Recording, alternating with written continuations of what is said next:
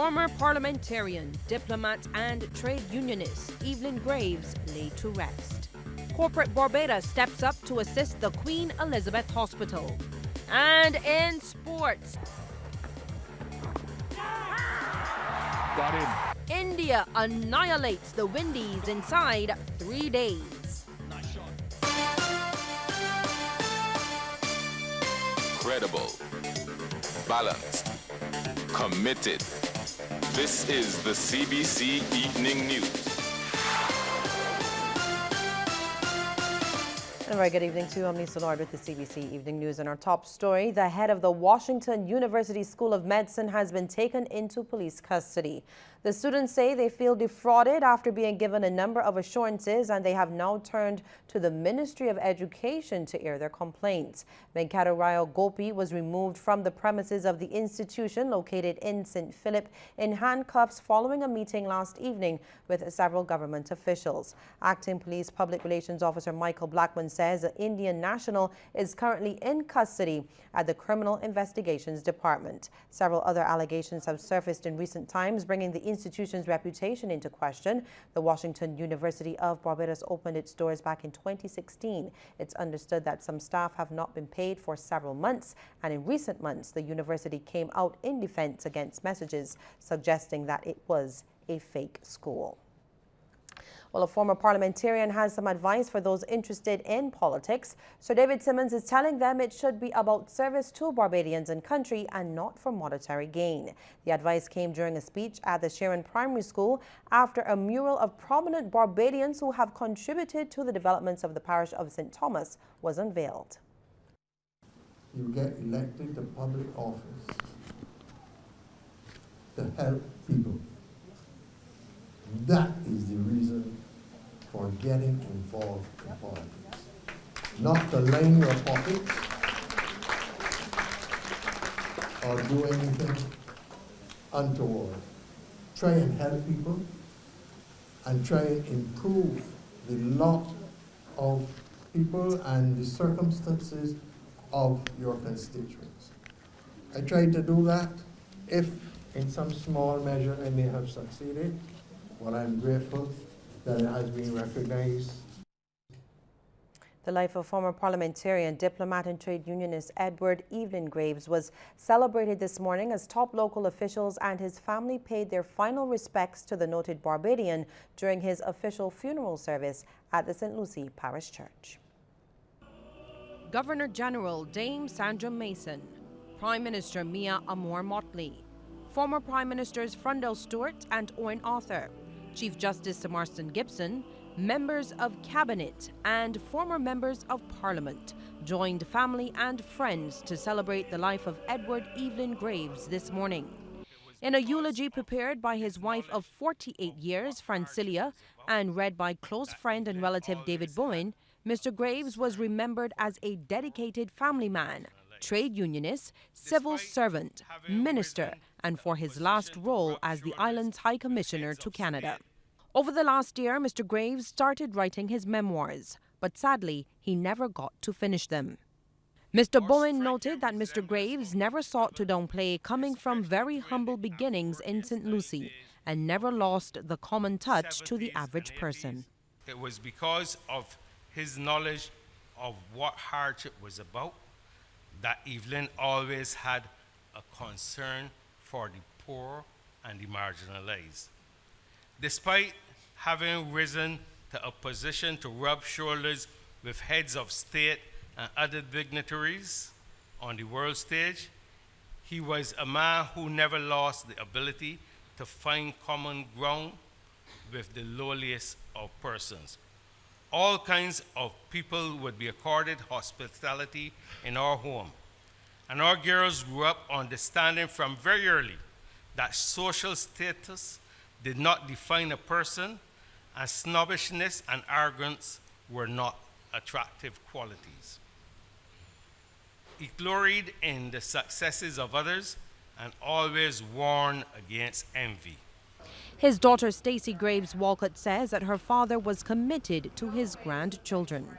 He was an extremely loving person, which was on full display when he was with his granddaughters Maya, Anya, and Olivia, who each had a special bond with their papa. They were very quick to realize that they had him wrapped around their fingers and knew how to get him to take them this place or the other when they knew we would have said no. They would exchange conspiratorial smiles as we asked where they were going, and he would say, "We'll be right back," only to return with some toy or candy. He relished his role as their grandfather, and his love for them was most certainly reciprocated. Many weekend nights, I would leave the girls downstairs playing Monopoly or dominoes with him. They would cheekily call him Evelyn from time to time, and he would say, "Now look," in a serious voice, and then they would all laugh. He willingly shuttled them back and forth between school and extracurricular activities, and was always there when we needed him. For the last few summer holidays, he and my mother would bring the girls to Barbados for a few weeks so we could expose them to Barbadian culture. These were trips they all thoroughly enjoyed and will miss. His close friend and former Bishop of Barbados, the Right Reverend Dr. Rufus Broom, says that even though Mr. Graves is gone and his loved ones are mourning, he has left his legacy as an outstanding son of the soil. Lynn is numbered among that long line of distinguished public servants who, through dedication to duty, has bequeathed to our country such a rich and a noble heritage. And that is why this is a service of mixed emotions. We are mourning, and yet there is joyful thanksgiving. Mr. Graves was interred in the churchyard of his beloved St. Clement's. May he rest in peace. Well, corporate Barbados is stepping up in a major way to assist the island's premier healthcare facility, the Queen Elizabeth Hospital. SOL has launched the SOL 100K Challenge. Its aim is to raise $100,000 over the course of 2 months for the Accident and Emergency Department. General Manager of SOL Barbados, Ezra Prescott, says that the funds will go a long way in improving the efficiency of that department, and he explained how they will accomplish the feat. For every gallon of SOL Go Further fuel purchase between October 1st and November 25th, 2018, SOL will donate a portion of the proceeds to our SOL 100K Challenge Fund. We hope that by November 25th, the Day of the Nation Fanathlon, fueled by SOL, we would have reached our goal and would be able to make a donation of a minimum of 100,000 Barbados dollars to the Queen Elizabeth Hospital. So we're issuing a challenge to everyone to support our SOL 100K Challenge, as well as the upcoming Nation Fanathlon. And consultant in the A&E department, Dr. Joanne Bradford, says that they are extremely pleased with the initiative. She says they are continuously working to improve the experience for patients by reducing waiting times. Dr. Bradford says that their greatest challenge is a lack of or reduced resources. As a patient coming to the emergency department, one of the things that you really want to see happen is that you get the best care that you can possibly get, and that your waiting time isn't so long. And some of the things that we are hoping to get through this sponsorship will help to reduce the time that you spend in the emergency department. It will help what we call the patient flow, and also importantly, our patient experience. We want that you get quality care, and while you're getting that quality care, you are experiencing comfort.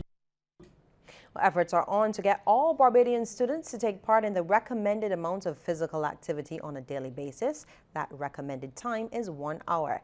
Director of the Heart and Stroke Foundation, Professor Anne St. John, says that far too many students are being excluded from taking part in physical education. She's telling parents that overweight and obese children has reached epidemic proportions in Barbados. Professor St. John's comments came at the unveiling of a logo for the Heart and Strokes Youth Gym.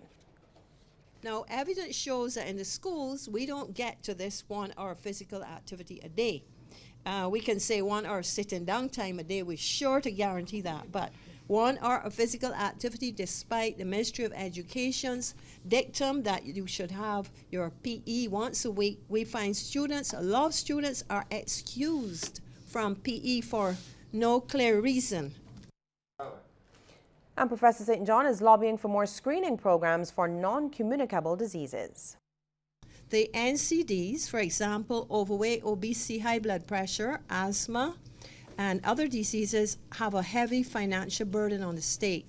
insurance companies, and individuals. There is no doubt that the resources should be focused on screening programs to help the cost of medicine be reduced as they contribute to the national debt. Screening also helps with improved quality of life and expectancy. The Massey Foundation has assisted the Heart and Stroke Foundation through donations to improve the health and well-being of overweight and obese young people. Gillian Corbin of the Foundation's Advisory Committee says that they are equally concerned about such national health issues.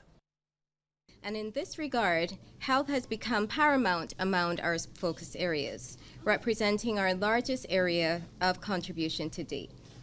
This is so because we believe that a healthier citizen, and by extension a nation, is not only central to human happiness and well-being, but is an important contributor to productivity and economic progress.